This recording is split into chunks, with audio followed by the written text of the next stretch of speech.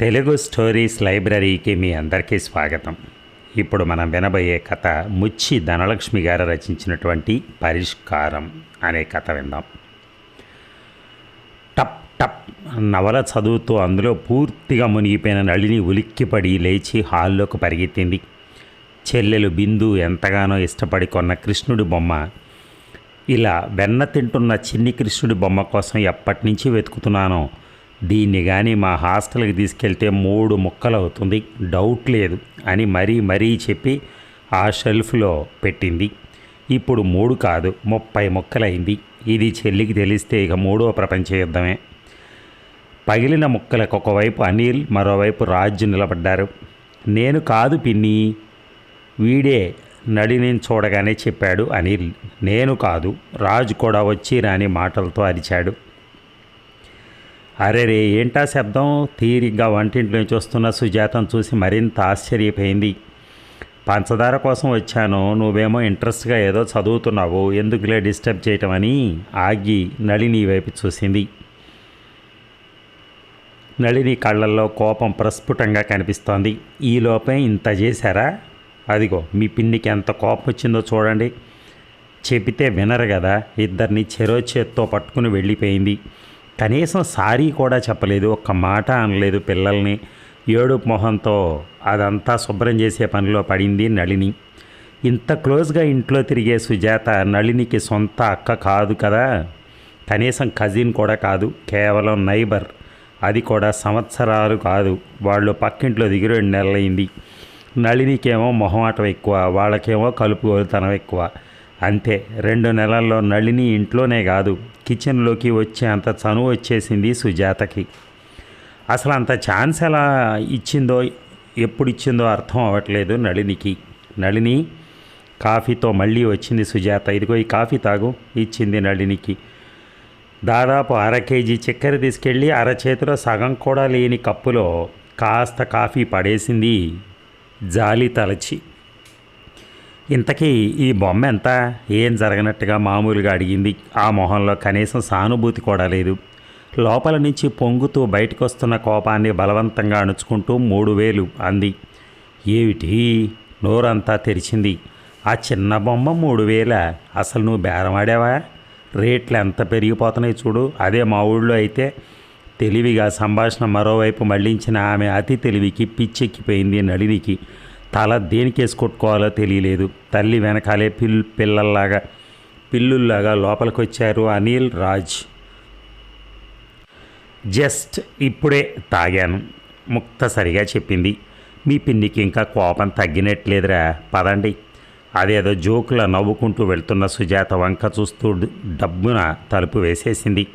కోపం అంతా చూపిస్తూ మళ్ళీ పడుకునే లేపు రాకుంటే చాలు అని విసుగ్గా ఒక కాఫీ సింక్లో పడేసింది. ఆ కాఫీ ఏ ముహూర్తాన వాళ్ళు పక్క ఫ్లాట్లో దిగారు, కానీ ఆ రోజు నుంచి ప్రశాంతత అనేది పోయింది నళినికి. జాబ్ వల్ల ఇంట్లో వాళ్ళకి దూరమైన మంచి కుటుంబం తోడుందని ఆనందపడింది. వాళ్ళు దిగి పరిచయం చేసుకున్న మొదటి రోజు ఆ ఆనందం కనీసం వారం రోజులు కూడా ఉండాల. సుజాత, గిరి ఇద్దరే సరైన జోడి. వచ్చిన 2వ రోజే పంచదార అడగడంతో మొదలైంది. అక్కడి నుంచి ప్రతిరోజు ఏదో ఒకటి బియ్యం, పప్పు, గుడ్లు అన్నీ. అదేం పెద్ద ఇబ్బంది అనిపించలేదు నళినికి. కానీ ఆ 2 పిల్లల అల్లరి మాత్రం భరించడం తన వల్ల అవ్వటం లేదు. అల్మరాలోనివన్నీ బయటికి తీయటం, విసిరేయటం, అరుపులు, వద్దంటే గట్టిగా కేకలు. పిల్లలంటే తన కోపం లేదు. పిల్లలు తెల్ల కాగితాలు లాంటి వాళ్ళు. మనం ఏం రాస్తే అదే కనిపిస్తుందని తనకు తెలుసు. తప్పు చేసినప్పుడు అలా చేయకూడదని చెప్తే కదా వాళ్ళకి అర్థమయ్యేది. మరోసారి చేస్తున్నప్పుడు తల్లి హెచ్చరికలు గుర్తొచ్చి ఆగేది. కానీ ఇక్కడ అదేం లేదు. వాళ్ళు ఏం చేసినా ఎంత అరిచినా ఏమీ అనరు. పక్కింటి వాళ్ళు ఎవరైనా పొరపాటున ఏంటమ్మా గొడవ అంటే, మా ఇల్లు మా ఇష్టం, ఏమైనా చేసుకుంటాం అంటుంది మొహమాటం లేకుండా.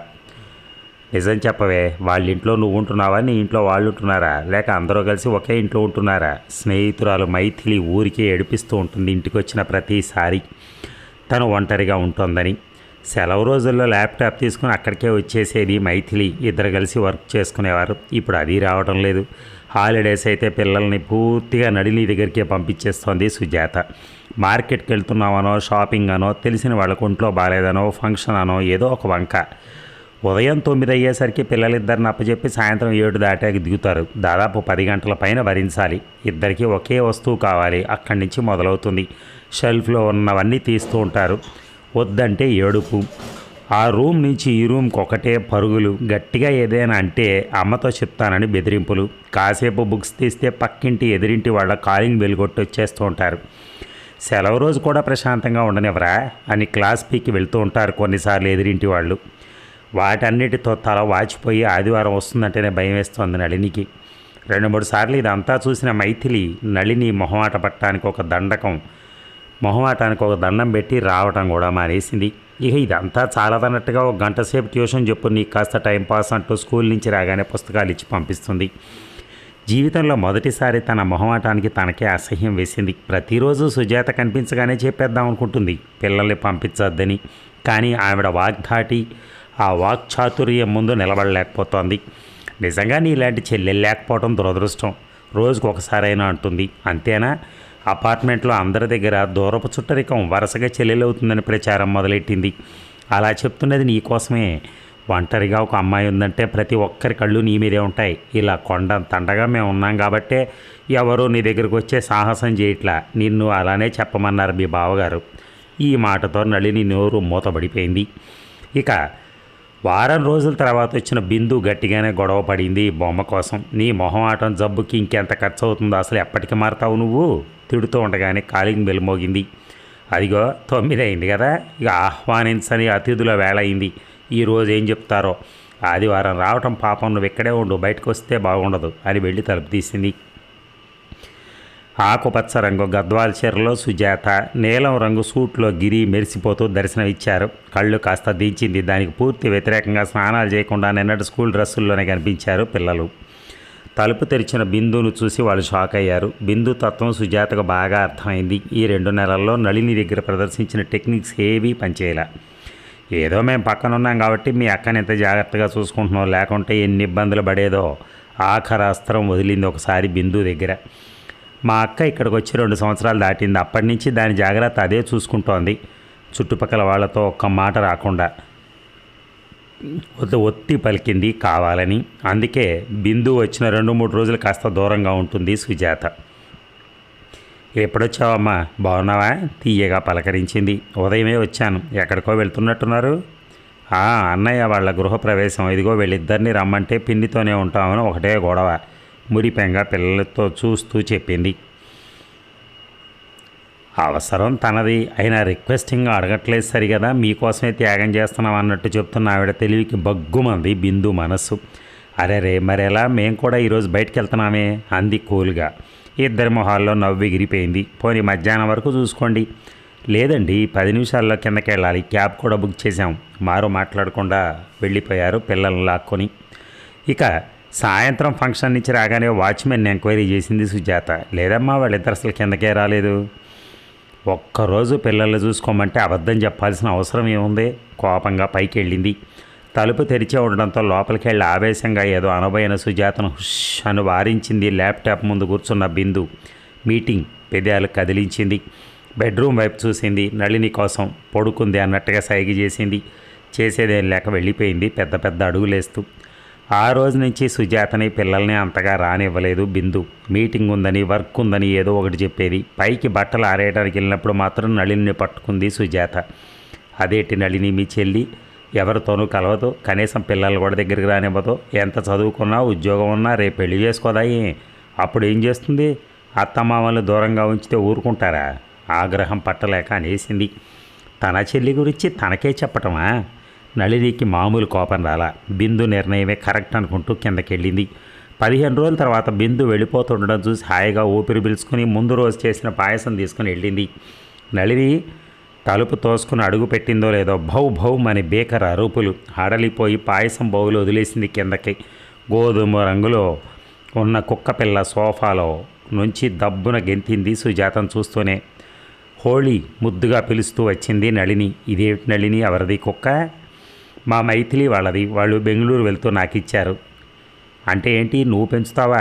అంత భయంకరంగా అరుస్తుంది, నా గుండె ఆగిపోయిందనుకో. తల్లి వెనకే రాబోతున్న పిల్లలను చూసి మరోసారి అరిచింది. దెబ్బకిద్దరు ఇంట్లో పరిగెత్తారు. అయ్యయ్యో పిల్లలు చూడు ఎలా భయపడిపోయారో, ముందు దాన్ని కట్టి. అలా కట్టేస్తే రోజంతా అరుస్తూనే ఉంటుంది. అయినా చిన్నపిల్ల అటు ఇటు తిరిగితేనే సరదా. ఆ డైలాగ్ కూడా సుజాతదే. పిల్లల్ని ఎప్పుడైనా పొరపాటున కాసేపు కూర్చోండిరా వర్క్ ఉందంటే పిల్లలు కదా అటు ఇటు తిరిగితేనే సరదా అంటుంది. అయినా నీకు ఎలా కుదురుతుందో, ఆఫీస్కి వెళ్తావు కదా. వెళ్ళేటప్పుడు మైథిలి వాళ్ళ పెదనాన్నకి ఇచ్చేసి వెళ్తాను, వాళ్ళు సెకండ్ ఫ్లోర్లోనే ఉన్నారు కదా. హోళీని ఒళ్ళో కూర్చోబెట్టుకుంటూ అంది. దాని వంక చూస్తూ మెల్లగా ఒక అడుగు వేసింది ముందుకి. బౌ భౌమని ఇల్లు ఎదిరిపోయేలా అరుస్తూ సుజాత మీదకొచ్చింది. హోళీ క్వైట్, ఇది ఇంతే, నాకు బాగా అలవాటు కనుక నా దగ్గరికి వచ్చింది, కానీ ఎవరినో ఒక పట్టాన్ని నమ్మదు. ఎంత క్యూట్గా ఉంది కదూ అని ఎత్తుకుని ముద్దాడింది. సుజాతను లోపలికి రమ్మని కూడా పిలవల. చాలా క్యూట్గా ఉంది. వచ్చిన వాళ్ళందరి మీదకి అరుస్తూ రావడం, రుసరుసలాడుతూ వెళ్ళిపోయింది. గుండెల్లో భారం అంతా దిగిపోయింది నళినికి. లేకుంటే పగలంతా ఆఫీస్లో పనిచేసి సాయంత్రానికి ఇంటికి వస్తే చాలు, వాళ్ళు అలా వీళ్ళు ఇలా అంటూ అందరి మీద గ్యాస్ సిప్స్ విని విని పిచ్చెక్కిపోయింది. ఏ రోజైతే బిందును తన ముందే తిట్టిందో ఆ క్షణమే సుజాత మీద ఉన్న అభిమానం పూర్తిగా పోయింది.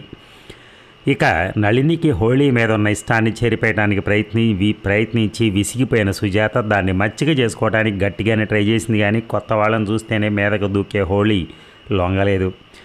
ఓసారి అనిల్ మెల్లగా బెడ్రూమ్లోకి దూరాడు, హోళీకి కనిపించకుండా. అంతే, హాల్లోంచి కిచెన్లోకి, అక్కడి నుంచి బయటికి వెంటబడి పరిగెత్తించింది. వాడు కింద పడి దెబ్బ తగిలించుకున్నాడు. నళినికి బాధ అనిపించినా తన చుట్టూ తిరుగుతున్నటువంటి హోళీని కొట్టలేకపోయింది. పదండ్రా పిన్ని పిన్ని అని మీరే వెంటబడుతున్నారు, ఆవిడకి మనకన్నా కుక్కే ఎక్కువ. పిల్లలిద్దరు వీపుల పైన నళిని చూస్తూ ఉండగానే 2 దెబ్బలేసి లోపలికి తీసుకెళ్ళిపోయింది. 2 నెలల స్నేహం 2 నిమిషాల్లో చెరిగిపోయింది. పోన్లే, ఇక నుంచి పంచదార పప్పు ఎగ్స్ ఏవి ఎక్కువ తేనక్కర్లా, ఎవరి మీద గ్యాసిప్స్ విని మైండ్ అంతా పాడు చేసుకోనక్కర్లా అని నవ్వుకుంటూ వెళ్తున్న నళిని వెనక బంతిలా ఎగురుకుంటూ ముచ్చటగా పరుగులు తీస్తోంది హోళీ. చూసారా, పక్కింటి వాళ్ళు ప్రశాంతంగా ఉండక వీళ్ళింట్లో అన్నీ వాడేసుకోవటం, అన్నీ పగలగొట్టేసేయటం, పిల్లల్ని అళ్ళ మీదకు తోసేయటం, మనమేమో రోడ్ల మీద ఎంజాయ్ చేయటం, మరి ఇలాంటివన్నీ చేస్తుంటే సహజంగా పిల్లలు చేసే అల్లరికి వాళ్ళు భరించాలి కదా. ఎన్నాళ్ళని చూస్తారు. చివరికి ఆమె ఒక ఉపాయం ఆలోచించి వాళ్ళని బయటికి గింటే పరిస్థితి క్రియేట్ చేయబోతూ ఉంది. అది కూడా దగ్గరలోకి వచ్చేస్తుంది. ప్రస్తుతానికైతే వాళ్ళని రానియకుండా చేసుకుంది ఇంట్లోకి. Thank you.